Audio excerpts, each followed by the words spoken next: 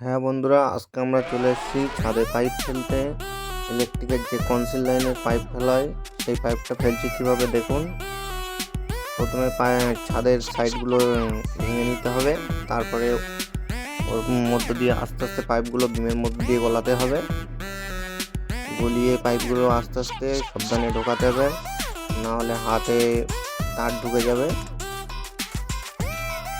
দেখুন কীভাবে আমাদের ইলেকট্রিশিয়ানরা কনসিলের পাইপগুলো ঢোকাচ্ছে। এইভাবে আস্তে আস্তে ঢোকায় পাইপগুলো।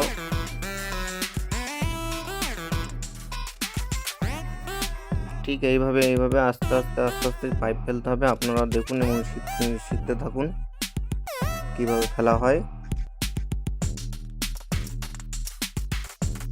এই যে আমাদের ইলেকট্রিশিয়ানরা পাইপগুলো আস্তে আস্তে ফেলছে। হ্যাঁ, ঠিক এইভাবে ঢোকাতে হবে। কেটে নিল 100 দিয়ে 100 সাহায্যে।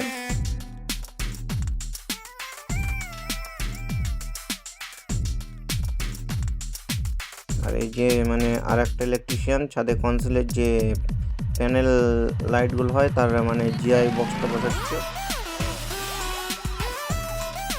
এইভাবে পেরেক দিয়ে ছিদ্র করে আস্তে আস্তে জিআই বক্সটা বসাতে হবে, তারপরে ওর মধ্যে দিয়ে পাইপগুলো যাবে।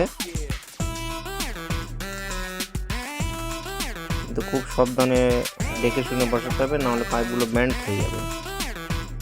একটা মেজারমেন্ট করে তারপরে পাইপগুলো বসানো হয়। বাটিটা ঠিক এইভাবে বসাতে হবে, যেভাবে এই ইলেকট্রিশিয়ান করছে ঠিক এইভাবে বাটিটা বসাতে হবে। যারা নতুন কাজ শিখছে তারা দেখে শিখতে পারো। এখানেই